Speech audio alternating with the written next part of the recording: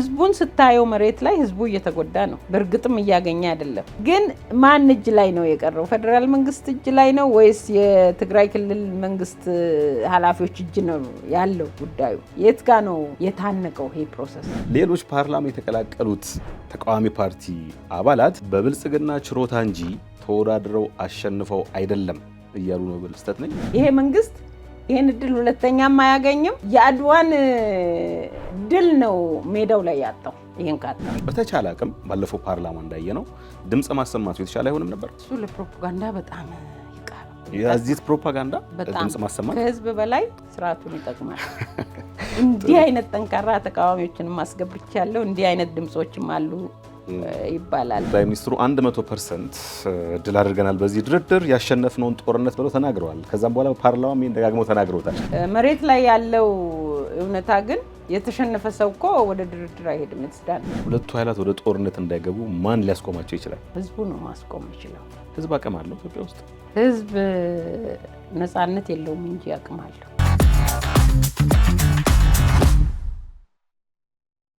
ጤና ይስጥልን አዲስ ማለዳ ተከታታዮች እንደምሰንብታችኋል። ወቅታዊ ዝግጅታችን ተጀምሯል። የዛሬው ርዕሰ ጉዳያችንና እንግዳችን ከባለፈው የተሻገሩት ናቸው። የኢትዮጵያ ሶሻል ዲሞክራቲክ ፓርቲ ሶዴፓ ምክትል ሊቀመንበር ዶክተር ራሄል ባፌ ናቸው። ባለፈው ክፍል የተለያዩ ጉዳዮችን አንስተን ስንወያይ እንደነበር ታስታውሳላችሁ። በዛ ላይ ለሰጣችሁን አስተያየት ለብዙሃን እንዲዳረስ ሼር ማድረጋችሁን ከልብ እናመሰግናለን። የክፍለት ቆይታችን አሁን ይጀምራል። እስከ ዝግጅታችን ፍጻሜ አብራችሁን ብትቆዩ ደስ እንሰኛለን። ዮሐንስ አሰፋ ነኝ። እመጣለሁ እነሱ ጋር። አሁን ከማብራሪያው ተነስቼ አንድ ብያኔ ላስቀምጥ ነው። ብልጽግና ጠቅላይ ሚኒስትሩ ኢንፋክት ፓርላማ ላይ ተናግረውታል። በቀጣዩ ምርጫ ይህን ያህል ፐርሰንት እንይዛለን፣ ይህን እንለቃለን ብለው ተናግረውታል። ከባለፈው ምርጫ አንጻር ሲታይም በርካታ ተቃዋሚዎች ፓርላማውን ይቀላቀላሉ መስከረም በሚመሰረተው አዲሱ መንግስት። ስለዚህ አሁን ከእርሶ ማብራሪያ ተነስቼ ሌሎች ፓርላማ የተቀላቀሉት ተቃዋሚ ፓርቲ አባላት በብልጽግና ችሮታ እንጂ ተወዳድረው አሸንፈው አይደለም እያሉ ነው። በልስተት ነኝ? በአብዛኛው አዎ። ምክንያቱም አብዛኛው ስንል ፐርሰንት ማስቀመጥ እንችላለን? እንችላለን። እያንዳንዱን ድግ ማድረግ እንችላለን። ነግሬሃለሁ። በስም ነው የተለቀቀው። በፓርቲው ብቻ ሳይሆን በግለሰቡ ኢንዲቪዥዋሊ ሄድሃንት ተደርጎ ነው። ወይ የጋራ ምክር ቤቱ ተመራጭ ነው ያ ሰው፣ ወይ የቋሚ ኮሚቴ ተመራጭ ነው፣ ወይ የክልል የጋራ ምክር ቤት ተመራጭ ነው፣ ወይ የዞኑ ተመራጭ ነው፣ ወይ የወረዳው ተመራጭ ነው። ዋተበር ከስር ያሉትን ነገሮች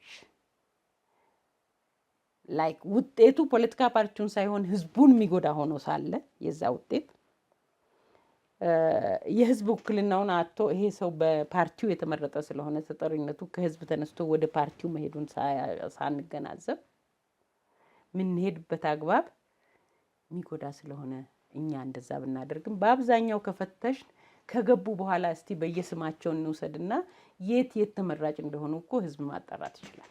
ግልጽ ነው እኮ ዞኑ፣ ወረዳው፣ ክልሉ፣ አዲስ አበባም ላይ ያለን እናውቃለን። ማን የትኛው የጋራ ምክር ቤት ውስጥ የምን ተመራጭ ነው? የፓርቲ ውስጥ ምንድነው ስልጣኑ? ይሄ ሊታይ ይገባል። ስለዚህ ሄዳንት ሆኖ በዚህ መልክ የተሰጠ ነውና ያ የተቃዋሚን ድምጽ ይዞ መጥቷል ማለት ይቸግራል። ጥሩ ይሁን። ይሄኛውን ሐሳብ እንውሰደውና ለምሳሌ እርሶ ተቀበሉት ኢፍ ያኖፈር ገቡ ፓርላማ። ዶክተር ራሄል የገነቡት ፐርሶና አለ የምናውቀው ባለፉት ዓመታት ልሳን መሆን ፓርላማ ቢገቡ ሊቀየሩ አይችሉም። በአንድ ሌሊት የተገነባ ነገር አይፈርስም። ስለዚህ ያንን ነገር ተቀብለው ገብተው በተቻለ አቅም ባለፈው ፓርላማ እንዳየነው ድምጽ ማሰማቱ የተሻለ አይሆንም ነበር?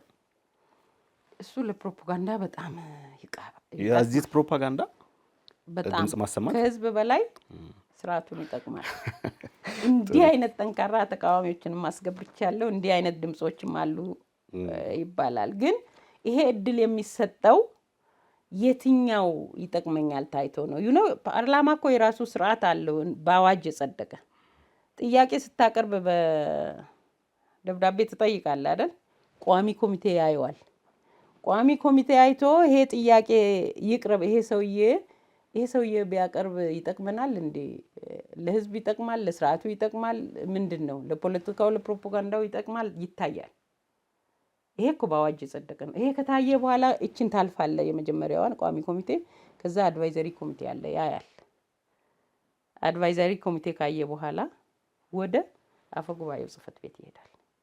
አፈ ጉባኤው ጽህፈት ቤት ላይ እኮ ይሄ ለየትኛው ነገር ይጠቅማል የሚል ያ የተቃዋሚ ድምጽ እዛ መጮሁ ለየትኛው ይጠቅማል ተብሎ ታይቶ ነው እንጂ ፖሊሲ ቼንጅ አያመጣም እኮ፣ ፕሮግራም ቼንጅ አያመጣም እኮ። ግዴታ ያንን የፖሊሲውን ቼንጅ የሚያመጣው አሸንፈ ስትገባ ጥምር መንግስት ስትፈጥር ማልቲ ፓርቲ ሲስተም በራሱ አሸንፎ ስርዓቱ እየመጣ ሲደባለቅ ነው እንጂ ፌቨርቲዝም ባለበት ሄደ ጥያቄውንም እኮ ሲፈቀድልህ የቋሚ ኮሚቴ ሰብሳቢም የብልጽግና ሰው ነው የሚሆነው። እስካሁን ክርስቲያን የቋሚ ኮሚቴ ሰብሳቢ ሆኖ ነበር።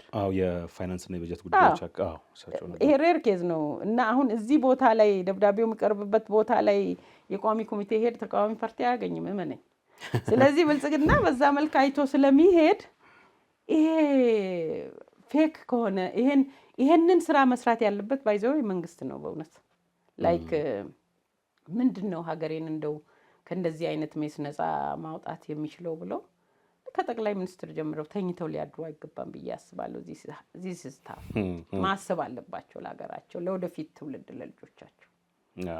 ይሄ ከባድ ነው እና ብዙ አይጠቅምም እዛ ውስጥ መግባቱ ልልህ ፈልጌ ነው። ግን ስርዓቱን ቀስ በቀስ ሊያስተካክል ማልቲ ፓርቲ ሲስተሙንም አሁን ከምናየውም ነገር ጋር ሜቢ ወደ አብላጫ ድምጽ መውጣት ከቻል ሊያገለግል ይችላል። ተመጣጣኝ ድምጽ ኖሮ መግባት ከተቻለ። ከመንግስት ጋር አብሮ መስራትን በተመለከተ ያለውት መረዳት ምንድን ነው? የእርስዎና የፓርቲው የሚለያይ ከሆነ የተለያየ አስተያየት መስጠት ይቻላል። ለምሳሌ በ2013 ተካሄደው ምርጫ ተከትሎ የተመሰረተው መንግስት ካልተሳሳትኩ ወደ 12 ገደማ ፓርቲዎች አብረው ሰርተዋል። 7 ወይ 12 ከተሳሳትኩ እታረማለሁ። ይህንን በተመለከተ አሁንም አብረው እየሰሩ የቀጠሉ አሉ። በኋላ መስከረም ላይ ሊኖር ይችላል አዳዲስ ሹመት በሚኒስትሪያል ደረጃም። እናንተ ያላችሁ አረዳድ ምንድን ነው?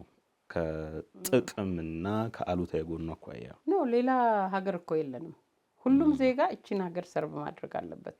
እድሉ ከተሰጠው ደግሞ በአግባቡ ሰርቭ ማድረግ አለበት። ስለዚህ በፕሮፌሽናችን ሁላችንም ሰርቭ እናደርጋለን። ላይክ በራሳችንም መንግስት በሚሰጠው ፖዚሽንም ዜጎች ሰርቭ ማድረግ አለባቸው ህዝባቸው። ይሄንን እንቀበላለን። ግን ቅድምም እንዳስረዳሁህ አንዳንዴ እንዲያውም ከተቃዋሚ ፓርቲ ስለመጣህ ሜይን ስልጣን ላይ ካለህ ለምሳሌ ሚኒስትር ሆነ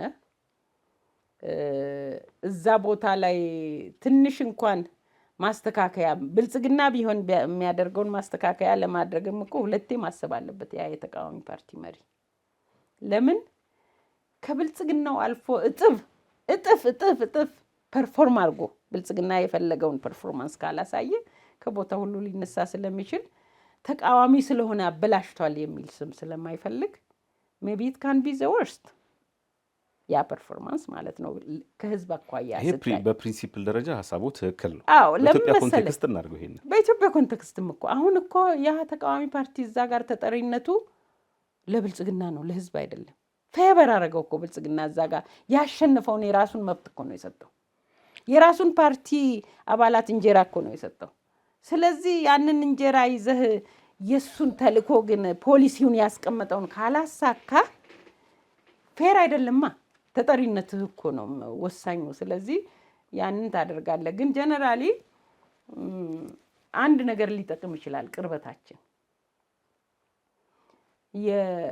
የሚስተካከሉ ፖሊሲዎች ላይ ፕሮግራሞች ላይ ቅን አመለካከት ካለ በብልጽግና በኩልም ትረስት ዴቨሎፕ ካረጉ እዛ ፓርቲ ላይ ወይም ስፔሲፊካሊ እዛ ግለሰብ ላይ ትረስት ዴቨሎፕ ካረጉ ግብአት ሀሳቦቹን ሊቀበሉለት ይችላሉ። ያ በመቅረብ የምትሰጠው ስለሆነ ጥሩ ኦፖርቹኒቲ ነው።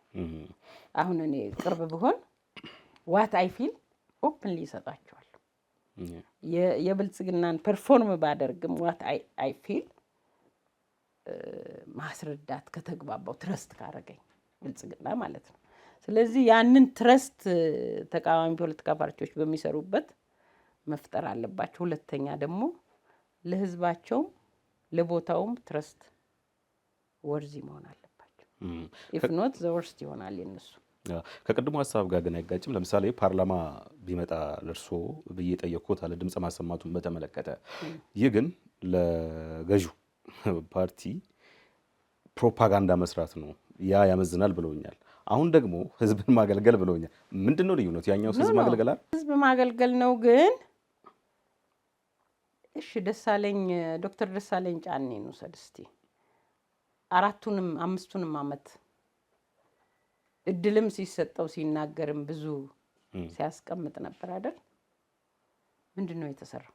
እስቲ ንገረኝ። ዶክተር ደሳለኝ ለምን ጥሎ ወጣ? ቢጮህም ባይጮህም ምንም አታመጣም አይነት ላይክ አንተ ከሚዲያ ላይ ቁጭ ብለህም ቤትህ ቁጭ ብለህም እኮ ታያለህ። ቦዲ ላንጉጅ ራሱ ምን ይናገራል? አሁን አንተ መድረክ ላይ ማየት ትችላለህ። ደሳለኝ ሲናገር ምን ይናገራል? ቦዲ ላንጉጅ ያው እኔ መጠየቅ ስለሆነ ድርሼ እዚህ ጋር ምንም ማለት ነው ይነሳ። አዎ፣ ስለዚህ ከዛ ጀምሮ ላይክ ዩ አር ኖበዲ ጮኸ መሄድ ትችላለህ አይነት ነገር ከሆነ ያ ግብአት ሆኖ ውሳኔዎች ፍትህ እየሰጡ ካልሄዱ ናንሰንስ ነው። ለዛ ነው የምልህ። ይሄኛው ግን ተቀጥረ ስትሰራ ፕሮፌሽን ነው እዚህ ጋር የተፈለገው። ሰርቭ ስታደርግ ትረስት ወርዚ ሆነ ሰርቭ ካደረግ ትጠቅማለህ ህዝብን። ባለፈው ካንቲባችንም ሲናገሩ ነበር፣ ደብዳቤ ለመምራት ገንዘብ ካልተከፈለ አንተ ሳይከፈልህ ከመራክ የተቸገረውን ካናገርክ እና ጉቦ ካልጠየቅ ተቃዋሚ ፖለቲካ ፓርቲ ሆነ በተሰጠ ሹመት ወርደህ ካገለገልክ ተገልጋይ ሳትሆን አገልጋይ መሆን ከቻልክ ይሄ እዚህ ጋር ሰርቭ ያደርጋል። ያንን ፓርላማው ጋር ሰርቭ አታረግም። እሺ፣ ለዚህ ነው ዲፍረንሱ። ኢፍ ሪሊ ሰብአዊነት እና ለህሊና ለህዝብ ለፈጣሪ መታመን ካለ እዚህኛው ጋር በጣም ሰርቭ ታደርጋለህ። ይገባኛል። አሁን የድምፅ ልዩነት ያብላጫ ድምፅ ወዘተ የሚባለው ነገር ይገባኛል። ግን ፓርላማን ስንል ህግ አውጪው ነው እና የመጨረሻው ስልጣን ያለው ነው አይደለም? አቃለል ነው የምንችል ነው ፓርላማ አባልነትን በራሱ አላቃለል ነው። ህግ አውጪ ነው። የራሱ ጥያቄ ያለው ድምፅ መሆንን ህግ አውጪ ነው። ግን ስንት ፐርሰንት ነው? አብላጫ ድምፅ ብያለሁ ሲጀምር። ያ ስለሆነ በአብላጫ ድምፅ ይወሰናል። ደግሞ አይ ቲንክ ካልተሳሳትኩ እነዚህ አዋጆች፣ ህጎች በሚኒስትር ጽህፈት ቤት በሚኒስትሮች ምክር ቤት በኩል ተዘጋጅተው ወደ ፓርላማ እንዲመጡ አይነት ወደዛ የተላለፈ ነገር አለ ከአፈ ጉባኤ ዳዊት ዮሐንስ ዘመን ጀምሮ።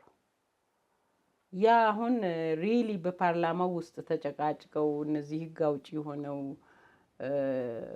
ነገሮችን አይተው ፕሮፌሽናልስ ፓርላማ ውስጥ ያሉት ይሄን አይተው ተነጋግረው መሄድ አይነት ነገር ቢሆን ሜቢ ካሁኑ ሊሻል ይችላል። እና አሁን ወደ ፓርላማ ሲመጣ እጅ ለማውጣት ለማጽደቅ ነው አይደለም? እሱ አሁን እሱ ላይ ምን ዲፍረንስ ታመጣለህ? ጥሩ።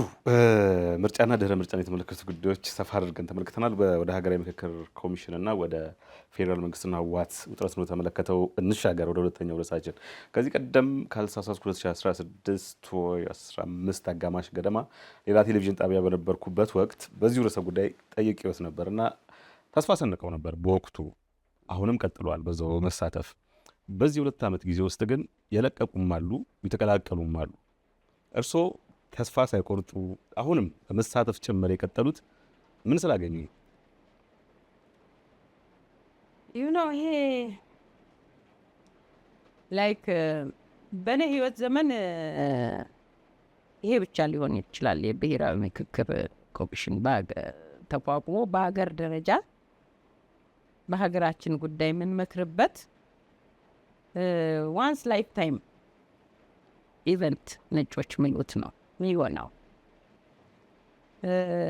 ለዚህ ምክክር ደግሞ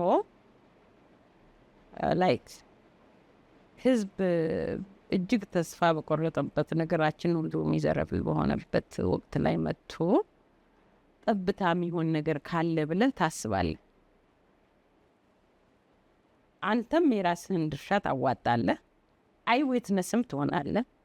የቱ ጋር ፌል እንዳረግን የቱ ጋር ሳክሲድ እንዳረግን ማየት ትችላለህ። እና እንደ ጋራ ምክር ቤት አሁን እኔ ይህን ፖለቲካሊ እንደ ፖለቲካ ፓርቲ ነው ማውራህና በጋራ ምክር ቤት ሰብሳቢ በነበርኩበት ወቅትም ኮሚሽኑ ሲቋቋም ከመቋቋሙ በፊትም ብዙ ጊዜ ከብልጽግና ጽሕፈት ቤት ምክትል ፕሬዚዳንት ከአቶ አደንፋራ ከሌሎችም ከሱ ጋር ከሚሰሩ አካላትም ጋር በመሆን ይሄ የብሔራዊ ምክክር ፕሮሰስ በጣም ኒውትራል ሆኖ እንዲሄድ ከመንግስትም ከፖለቲካ ፓርቲዎችም ባይገናኝ የሚል ብዙ ጥረት አድርገናል።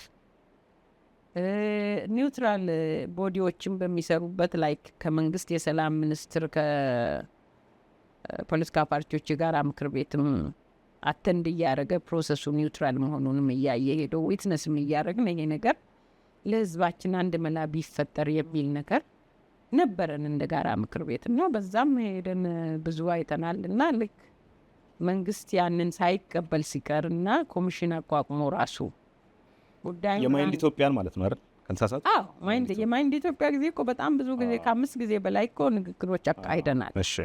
ማይንድ ኢትዮጵያ እጅ ላይ እንዲቆይና ለማይንድ ኢትዮጵያ እውቅና እንዲሰጡ ከዛ በኋላ ያ እውቅና ተሰጥቶ ገለልተኛነቱንም ከ3 ዓመት ያላነሰ ጊዜ ስላየን እኛ የጋራ ምክር ቤት ተወካዮችም ተገኝተን መንግስትም በሰላም ሚኒስትር በኩል ተገኝቶ ስላየ ነው ራን ቢያደርጉና መንግስት ደግሞ ተጨማሪ በእነሱ ላይ የሚጨምር ነገርም ካለ ጨምሮ ብቻ ኢንክሉሲቭሊ እንዲሄድ እኮ ጥረት አድርገናል። ከዛ በኋላ ወደ ፓርላማ ሲመጣ ኮሚሽነሮች ወደ ስራ ሲመጡ እንደ ጋራ ምክር ቤት አስተያየት አቅርበናል። ተጠሪነቱም እንደው ወይ በቃ ወደ ፕሬዝዳንትም ቢሆን ከፖለቲካ ፓርቲ ከመንግስት ተጠሪነት ቢወጣ የሚል ብዙ ጥረቶች እኮ አካሂደናል። ግን በነዛ ሁሉ ጥረቶች መሀል ቶታሊ ለመግደል ሳይሆን ፖሲቢሊቲስ ለማግኘት ነው ለሀገራችን የተሯሯጥ ነው የነበረው። ብዙ ህይወት እየገበርን ስለሆነ ሰላም እያጣን ስለሆነ እንደ ሀገር ያንን በማየት እስቲ የሚቻል ፖሲቢሊቲ ሁሉ ይሞከር በሚል በዛ ነው የሄድ ነው። ለረዥም ጊዜ እሱን ሼፕ ለማድረግ ስንታገል ነው የኖር ነው እና ፖለቲካ ፓርቲ በዛ ነው የማየው። ሂደቱ ምን ይመስላል? ለምሳሌ ሐምሌ 8 ረቡዕ ካልተሳሳትኩ መክፈቻ መርሃ ግብር ተደረገለት፣ ግን እስከ ባለፈው ሰኞ ድረስ አልተጀመረም ነበረ። በቡድን መዋቀር አለ፣ የኦርጋናይዜሽን ጉዳይ ይነሳል። አሁን እንደ ፖለቲካ ፓርቲ ነው ማስተያየት እንዲሰጡኝ የምፈልገው። ምን ይመስላል ሂደቱ? ጥሩ እየሄደ ነው? ተስፋ ሰጪ ነገሮች አሉ? አሁን እንዲህ የሄደ ነው ለማለት በጣም ገና ነው። አሁን መነሻ ላይ ነው። ቢያንስ ህዝባችን ተወክሎ ወደ መነጋገር እየመጣ ነው። በዋናነት አሁን እንግዲህ እዚህ ላይ የሁሉንም ቁርጠኝነት ይጠይቃል። ነፃ ምህዳር ይጠይቃል። በነፃነት ሁሉም ሰው ከወረዳ ጀምሮ የመጣው ኦፕንሊ መነጋገርን ይጠይቃል። የአንበሳውን ድርሻ ደግሞ ከመንግስት ይጠይቃል። እንደው ለሀገሬ ምንድን ነው የሚበጃት? ለትውልድ ምንድን ነው የሚበጃት? ይህንን ሂደት እንዴት ነፃ ላድርግ? ይህንን ሂደት እንዴት ህዝባዊ ላድርግ? ከዚህ ውስጥ እንዴት ነው ተአማኒ የሆነ አፈጻጸም ልናስመዘግብ ምንችለው? ጦርነትን ተዋግተን በማሸነፍ አፍሪካንም አስጠርተናል፣ በዓለምም አንታማም። ግን በሰላማዊው ሂደት ያችን እንዴት ገይን እናርግ? እድለኛ መንግስት ሊሆን ይችላል ይሄ መንግስት ብዬ አስባለሁ። ምክንያቱም ባልተጠበቀ መንገድ ይህን ሂደት ከመንግስታዊ ማነቆ ከፖለቲካ ፓርቲ ማነቆ ነፃ ማድረግ ቢቻል ፈቃደኛ ሆኖ በቅንነት ደግሞ መንግስት ይሄንን ሪል ለህዝብ ቢለቅ የመንግስት ባይሆን ላይክ ዘሆል ናይት ማሰብ ራሱ ታሪክን ይቀይራል ብዬ አስባለሁ። የሚያስተኛ አይደለም። እና በዛ ልክ መሄድ ቢቻል እና ሪሊ ለህዝብ የተተወ ነገር ሆኖ መግፋት ከቻል ጥሩ ውጤት ሊኖር ይችላል። መተንበይ ግን አይቻልም። አሁን ያለው ነገር ጠብታዎችን ወደ ጋን መሰብሰብ ነው። የሁሉም እንቁት አሁን የተሰበሰቡ ተወካዮቻችንም ያንን ጠብታ ሳያስቀሩ ሀሳባቸውን እንደገና ደግሞ ከማንኛውም ሳጥን ወጥተው ከራሳቸው ኤጎ ወጥተው ሀገርን አይተው ህዝብን አይተው ሰላማችንን አይተው ያለንን የእርስ በርስ ጦርነት፣ የመገዳደል፣ የግጭት፣ የስደት ነገር ወጥቶ የመግባት ሰላም የማጣት ነገር ሁሉ ይሄን ሁሉ ህዝብ ወክለው ስለሆነ ይሄንን እያስተዋሉ ማንን ነው የወከሉት፣ ምን ለማቆም ነው እዚህ ጋር ጥረት የሚደረገው የሚለውን እያንዳንዱ ተሳታፊ ሲሪየስሊ ይሄን ማየት ይኖርበታል። ይሄን አስተውሎ በአስተውሎት ከሄደ ምን ማድረግ አለብን የሚለውን ነገር አሁን ስታንድ ይዞ ሳይሆን ነጻ ሆኖ የሀገሩ ነገር አቋም ይዞ ሳይሆን ነጻ ሆኖ ቀርቦ የተሰበሰበው ጠብታ እንግዲህ ውጤት ኖሮት ከጋኑ እንዲወጣ መስራት ይኖርበታል። ግን ያ ነገር አሁን ባለን ሁኔታ በእግዚአብሔር እጅ ነው። ጥሩ። ከዛስ የሚል ጥያቄ የዛሬ 2 ዓመትም አንስቼ የለውስ ነበረ። ከዛስ ማለት በአዋጁ እንደሚያውቁት በውል ፓርላማውን የሚገባው አሁንም በዚህ 2 ዓመት ውስጥ ያረዳር ለውጥ ሊሆን ይችላል፣ ያመለካከት ለውጥ አምጥተው ከሆነ ወይ ሌላዩበት መንገድ ካለ ከዛስ ነው ምክረ ሀሳቡን ካቀረበ በኋላ ቅድም በስፋት ስናወራ የነበረው ቢያንስ ከ85% በላይ በብልጽግና በተያዘው ፓርላማ ውስጥ ነው የሚመራው ይሄ ምክረ ሀሳብ። ምን ማስተማመኛ አለ? ግን ምን መሰለክ ይሄ ነገር ግማሹ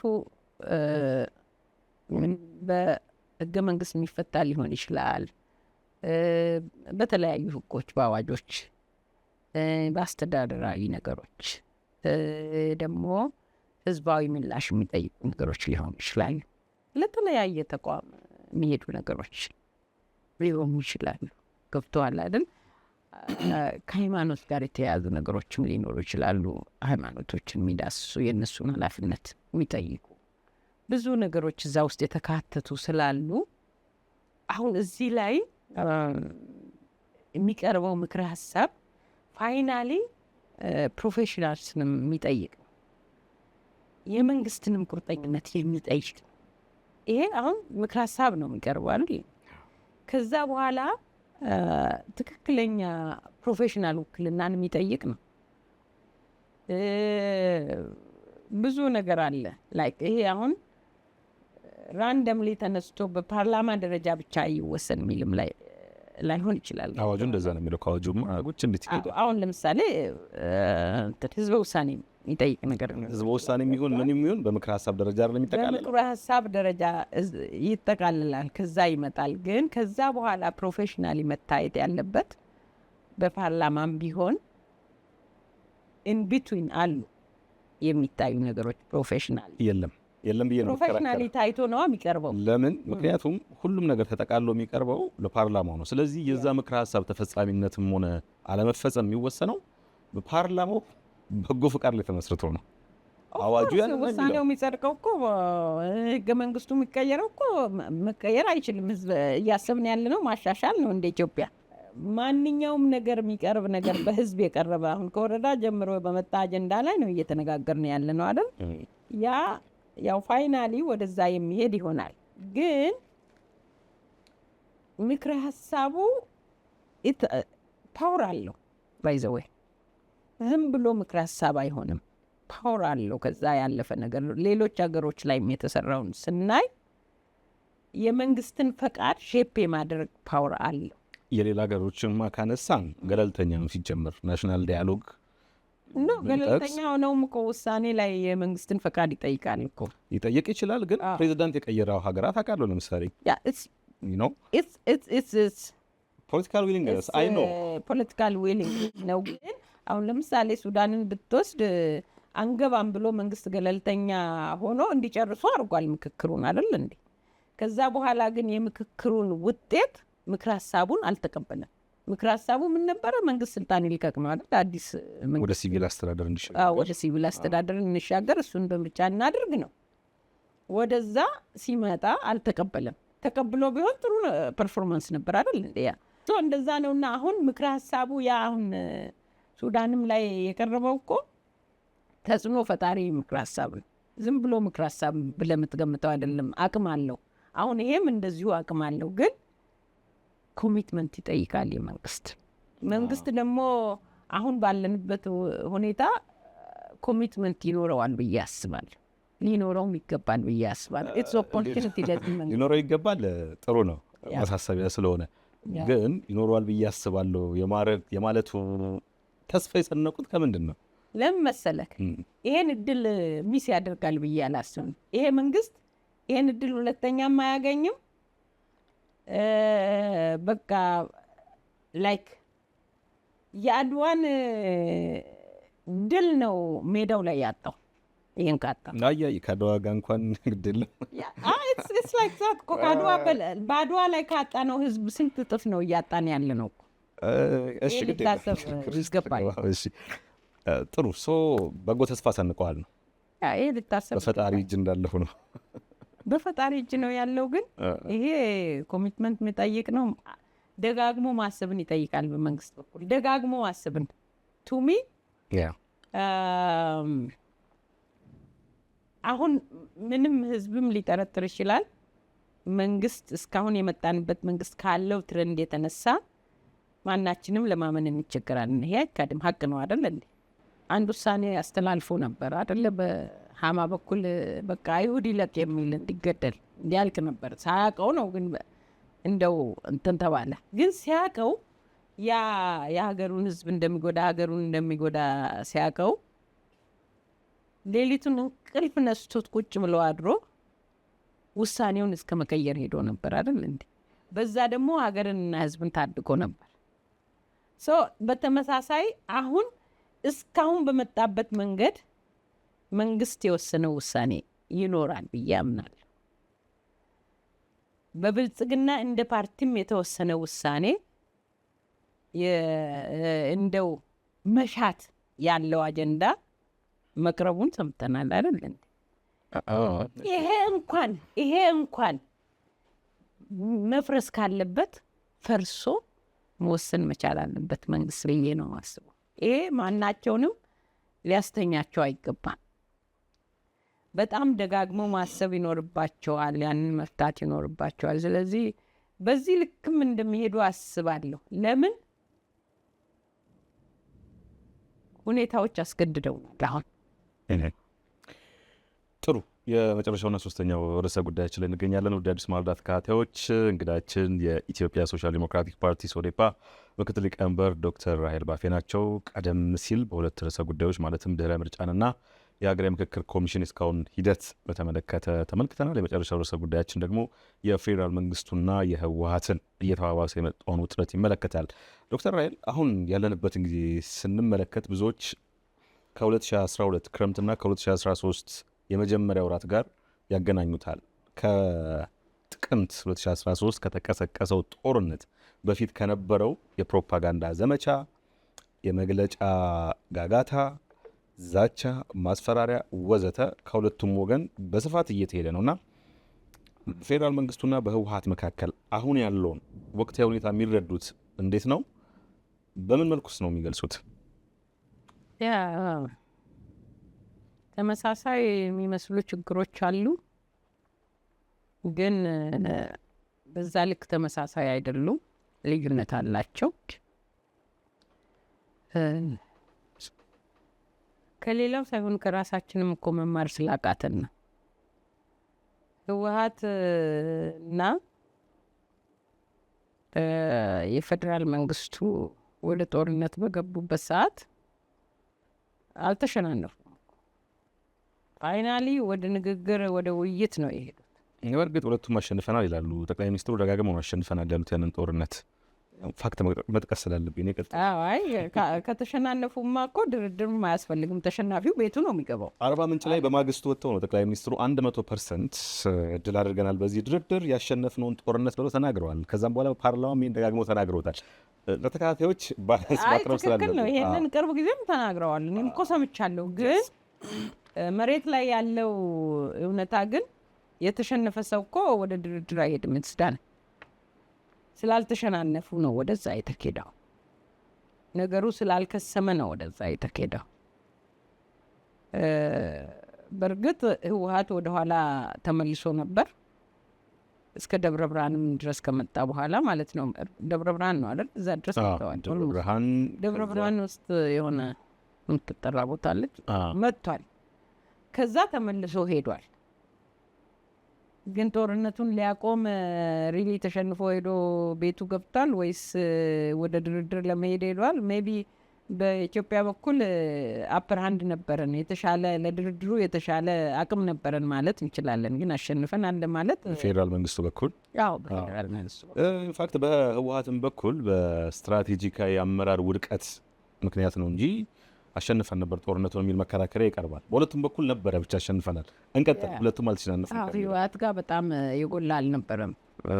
በፌዴራል መንግስት በኩል ነው እንደዛ የነበረው።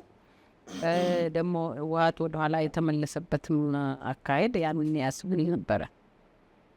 ይሄ ነው። ግን አሁን ከዛ ሳይማሩ አሁንም እስቲ ትንሽ ከተጎዳዳን በኋላ ወደ ንግግር እንሄድ ብለው የሚያስቡ ከሆነ ይሄ ትክክል አይደለም። በሁለቱም በኩል መነጋገር እያለ መወያየት እያለ እንደገና ደግሞ በፕሪቶሪያ ውይይት ወቅትም የነበራቸው ነገር ምን ይመስላል የሚለው መነጋገር እየፈቱ መሄድ ያንንም እየተገበሩ መሄድ እንደ ሀገር አስፈላጊ ነው። ለእኔ ፐርሰናሊ እንደ ፖለቲሻን ሳይ በሁለቱ መካከል ያለው አለመግባባትና የኮሚኒኬሽኑ መንገድ በአንድ ሀገር ውስጥ ያለ የክልል መንግስትና የፌዴራል መንግስት ሪሌሽን አይመስልም። በዛ ልክ ቢሆን የተሻለ ነው ሚሆን የነበረው። አሁን ግን ምንም እንደማይገናኙ የስራ መስመር እንደማያገናኝ የበጀት የአብሮ መኖር መንገድ የአንድ ሀገርነት ነገር እንደሌለ አይነት የሚመስል ነገር ያለው ኮሚኒኬሽናቸው እንደ ሀገር ውድቀት ነው። አላቸው ግን ግንኙነት ለምሳሌ ይህን ማነሳው ለምንድን ነው አሁን የፕሪቶሪያ የዘላቂ ግጭት አቁም ስምምነት ሲፈረም ወደ ኮንስቲቱሽናል ኦርደር መመለስ ነው ደጋግሞ ስለሚጠቅስ እዛ ውሉ ላይ ማለት ነው። ህገ መንግስታዊ ነገር እሱ ነበር የያዛቸው በፌዴሬሽኑ በማዕከላዊ መንግስቱና በትግራይ ክልል ጊዜ አስተዳደር መካከል ያለው የፕሪቶሪያ ስምምነት ነበር። ፕሪቶሪያ ስምምነት ደግሞ እንደምናውቀው ደጋግሞ ፈርሷል ማለት ከድርጊቶች የምናየው ነገር ስላለ ከዛም ወገን ከትግራይ በኩል የበጀት መቋረጥ፣ የነዳጅ አለመግባት ወዘተ ብዙ የሚቀርቡ ቅሬታዎች አሉ።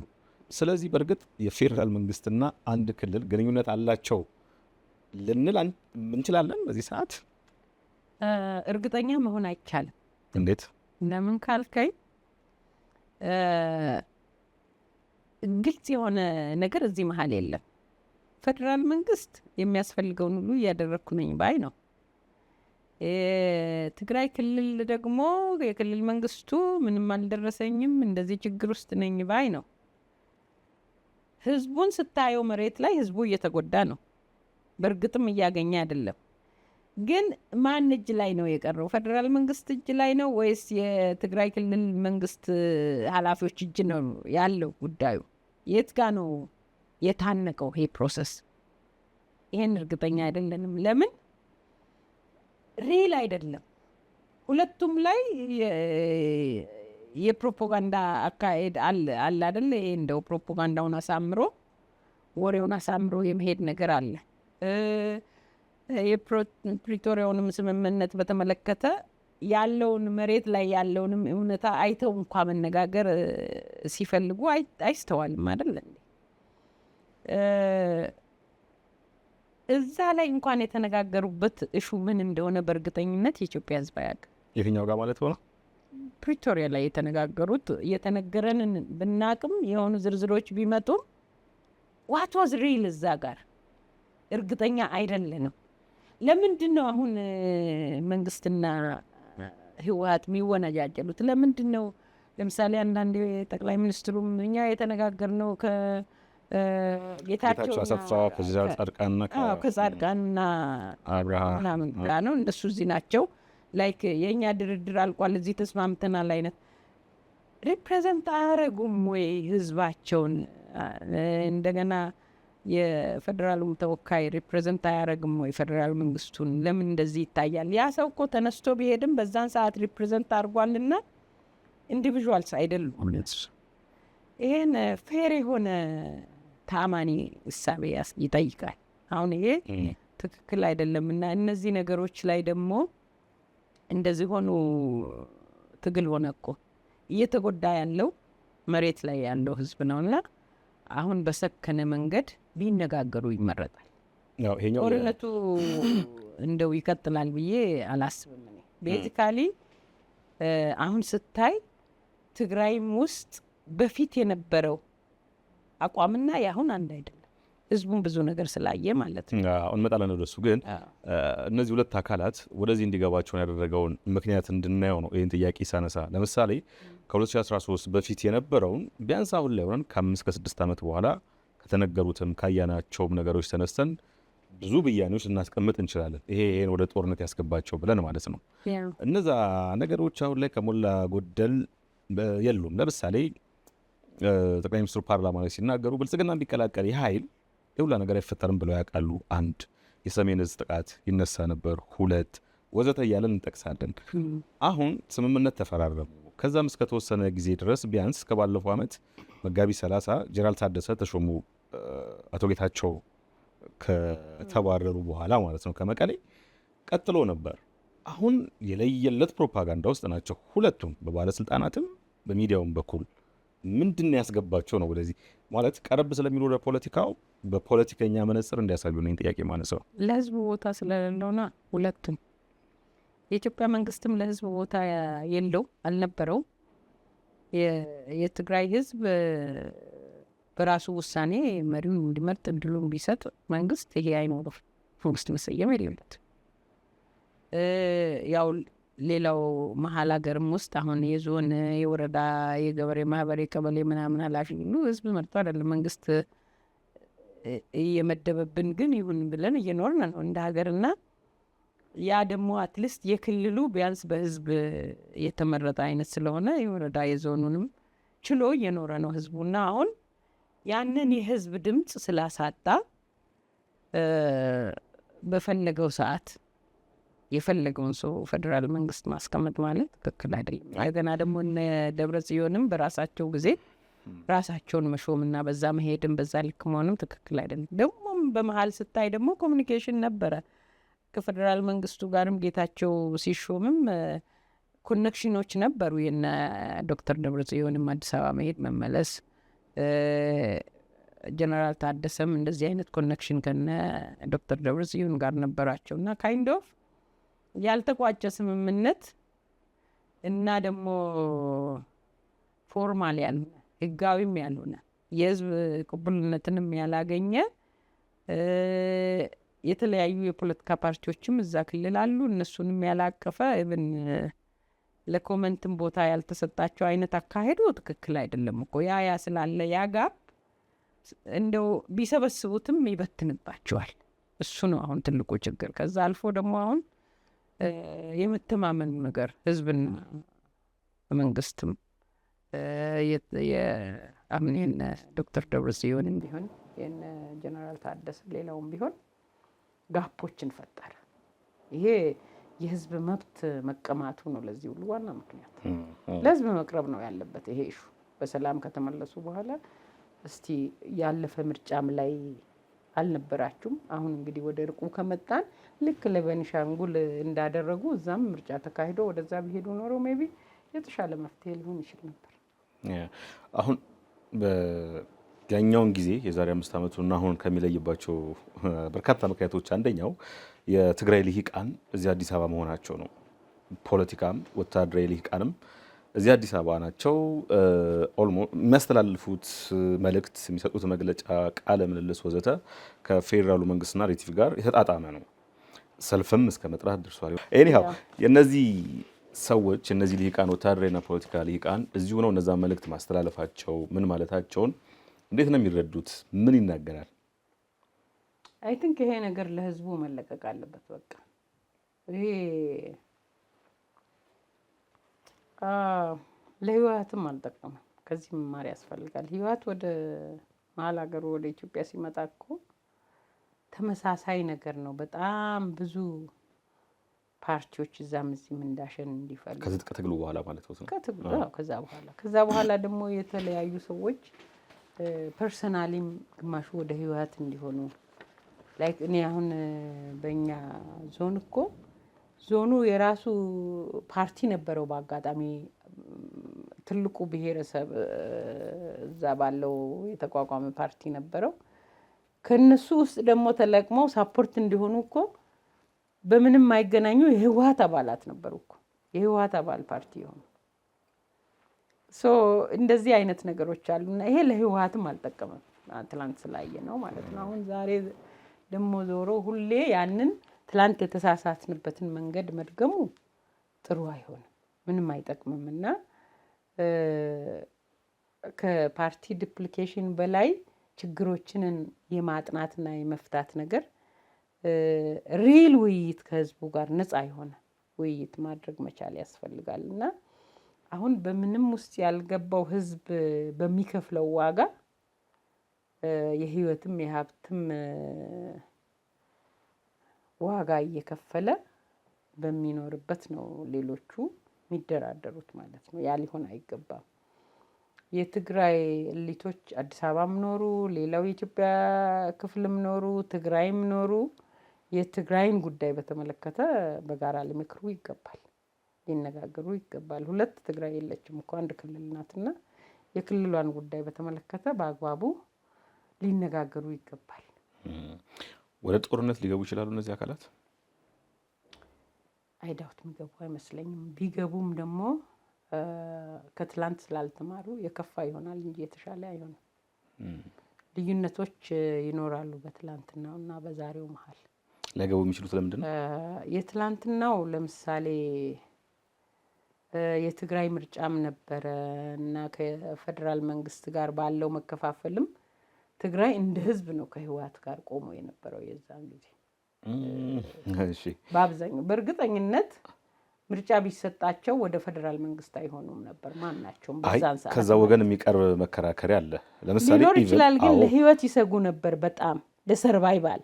አሁን ፌደራል መንግስት ስንል ብዙ ጊዜ ከጠቅላይ ሚኒስትሩ ጋር ይያያዛል አይደል? ጠቅላይ ሚኒስትሩ ስልጣን በመጡ ሰሞን መቀሌ የተደረገ የፖል ነበር፣ የህዝብ አስተያየት ጥናት ማለት ከ60 በመቶ በላይ ድጋፍ ነበራቸው፣ ተቀባይነት ነበራቸው። ከዛም በላይ ሊኖራቸው ይችላል። እሳቸው የሚለው የትግራይ ህዝብ ሞተር ነበር ያሉት ያኔ ሲገልጹት።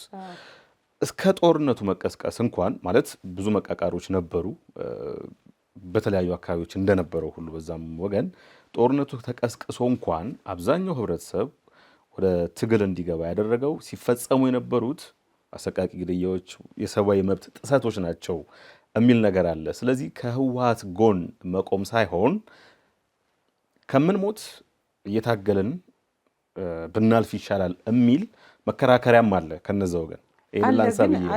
እንደ ህዝብ መጠቅለሉ ይከብዳል ብዬ ነው አለ። እንደዛ መከራከሪያ ቢኖራቸውም ግን ሁለት ሞት መጣ ብሎ አንድ ምረጥ ግድ ያው አንዱን መርጠህ ግባ ነው እኮ ነገር። 9 ሞት መጣ ቢሉት 9 ሞት ነው የተባለው።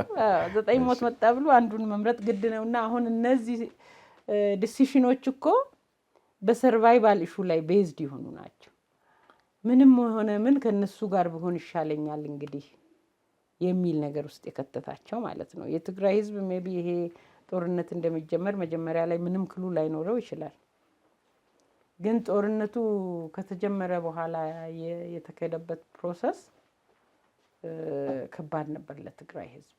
እውነቱን ለመናገር ማናችንም እዛ ብንሆን ወዴት ነበር የምንሆነው ብለን መጠየቅ እንችላለን። እና ዝም ብሎ የሲቪሊያንስ ሞትን በዛ ልክ ሲሆን መፈናቀልን በዛ ልክ ሲሆን በሁሉም ሳይድ ማለት ነው ለሲቪሊያንስ ከባድ ነው። ስለዚህ የዛን ጊዜ አማራጭ ስላልነበራቸው ነው ወደ ህወሓት የሆኑት ብዬ አስባለሁ። አሁን ግን በዛ ልክ ወደ ጦርነት ምንገባ አይመስለኝም። ተስፋም አላደርግም። ባንገባ ይሻለናል፣ ይበጀናልም እላለሁ። ማን ሊያስቆመው ይችላል ግን ይሄንን ጦርነት? እንደው ይሄ በጎ ምኞት እንደሆነ ልውሰድና ሁለቱ ኃይላት ወደ ጦርነት እንዳይገቡ ማን ሊያስቆማቸው ይችላል? ያ ህዝቡ ነው ማስቆም የሚችለው። ህዝብ አቅም አለው ኢትዮጵያ ውስጥ? ህዝብ ነጻነት የለውም እንጂ አቅም አለው። ነጻነት በሌለበት እነሱ ማስገደድ ይችላል? ነጻነት የለውም። ነጻነት ደግሞ በስጦታ አይሰጥም። እንግዲህ ህዝብ ለነጻነቱ መቆም አለበት። ከቆመ ያሸንፋል። ስለተገናኘን ደስ ብሎኛል። ጥያቄዎችን ጨርሻለሁ። እኔ ሳላነሳ የቀረሁት ጉዳይ ካለ በሱ መቋጨት እንችላለን። ብዙ ነገር የለም። እኔ አሁን ዝም ብዬ በብሔራዊ ምክክሩ እንደ አማካሪ ኮሚቴ አባልም ማለት የምፈልገው ነገር አለኝ። ያ ምንድን ነው? ህዝባችን ይሄን እድል የመጨረሻውን አሟጦ መጠቀም እንዲችል ማሳሰብ እፈልጋለሁ። ከምንም ቅድመ ውሳኔ ከምንም አይነት ደግሞ አቅጣጫ ከሚቀመጥለት ነገር ወይም ተቀምጦም ከሆነ አቅጣጫ ከተቀመጠበት ነገር ራሱን አላቆ ከራስ ኤጎ ራሱን አላቆ ከስጋት ራሱን አላቆ ፍርሃት በጣም ዲግኒቲን ያሸጣል። ከዛ አላቆ እኔ እዚህ ጋር ለሀገሬ በህይወቴ እንደገና ማላገኘው ነገር እግዚአብሔርና ህዝብ አምጥቶኛልና ወክሎኛልና ምን ምክረ ሀሳብ መስጠት አለብኝ? ምን እውነት ማምጣት አለብኝ? አብሮ የሚያኖረን አንድነታችንን የሚያጠናክር ኢትዮጵያን ደግሞ ወደ ክብር ማማ የሚያመጣ ላይክ በሰላሙም ትግል ድል ማግኘት እንደምንችል በምክክሩም ችግራችንን በራሳችን መፍታት እንድንችል የሚያበቃ ሂደት ስለሆነ በዚህ እንዴት እንቅረብ የሚለውን ነገር ሁሉም ተወያዮች እንዲያስቡ እፈልጋለሁ። እንደገና ደግሞ በህይወታችን አንድ ነገር ከዚህ በፊት ባለው ስርዓትን በደል ቢደርስብንም ችግር ቢኖርም ያንን የማንፈልገውን ነገር እኛ እንዳንደግመው ሁላችንም ልንጠነቀቅ ይገባል ብዬ አስባለሁ። እዛ ተወካዮችን በሙሉ እኛን ሁላችንን ወክላችሁ ስለሆነ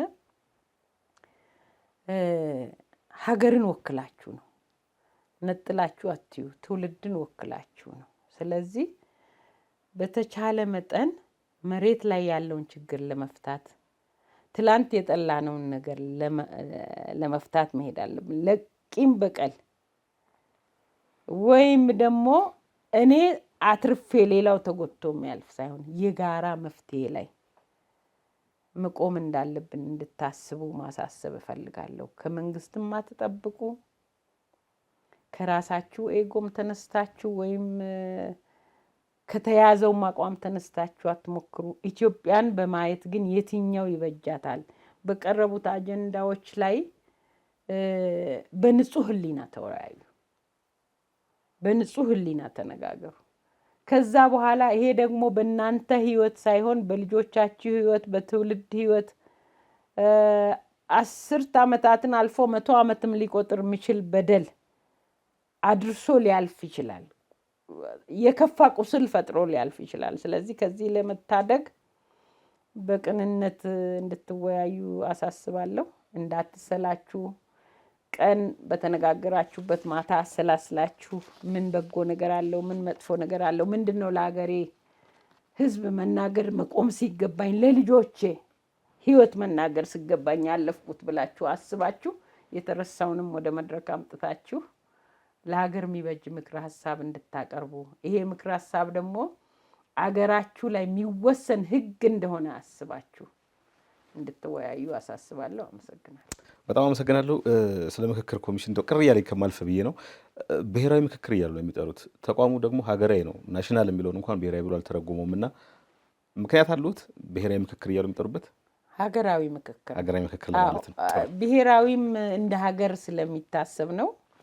ያው ቃላት ብዙ ትርጉም አላቸው ኢትዮጵያ ውስጥ። ናሽናል ስንል እንግሊዘኛው ብሔራዊ ነው ነበር መተርጎም የነበረበት፣ ግን አሁን እኛ ብሔር የሚል ነገር ስለሰፋ አይ ኖ የእርሶማ ይገባኛል። ናሽናል ስንል ብሔራዊ ነው። አሁን ብሔራዊ ስል አገራዊ ምክክር ማለት ነው። በጣም ጥሩ። በጣም አመሰግናለሁ ድጋሚ። ውድ አዲስ ማለዳ ተከታታዮች ላለፉት ቀናት በሁለት ክፍል የተሰናዳውን ቃለ መጠይቅ የተከታተላችሁትን ይመስላል። እንግዳችን የነበሩት የኢትዮጵያ ሶሻል ዲሞክራቲክ ፓርቲ ሶዴፓ ምክትል ሊቀመንበር ዶክተር ራሄል ባፌ ናቸው። በሶስት ርዕሰ ጉዳዮች ላይ ማለትም በድህረ ምርጫ ያው የእሳቸው ፓርቲ በምርጫው አልተሳተፈም፣ የሁለተኛው ርዕሰ ጉዳይ ደግሞ የሐምሌ 8 ቀን 2018 ዓ.ም ጉባኤውን በጀመረው የኢትዮጵያ ሀገራዊ ምክክር ኮሚሽን እንዲሁም በሶስተኛነት ደግሞ በፌዴራል መንግስቱና ህወሓት መካከል ተዋባሰ ስለመጣው ውጥረትን በተመለከተ ሰፋ ያለ ጊዜ ወስደን ቆይታ አድርገናል። ሁለቱንም ክፍል ስለተከታተላችሁ አስተያየት ስለሰጣችሁን ከልብ እናመሰግናለን። ከስቱዲዮና ካሜራ ባለሙያዎች ጋር መሆን ዮሐንስ አሰፋ አብረናችሁ ቆይታ አድርገናል። በሌላ ጊዜ ከሌላ እንግዳ ጋር እንገናኛለን። ጤና ይስጥልን።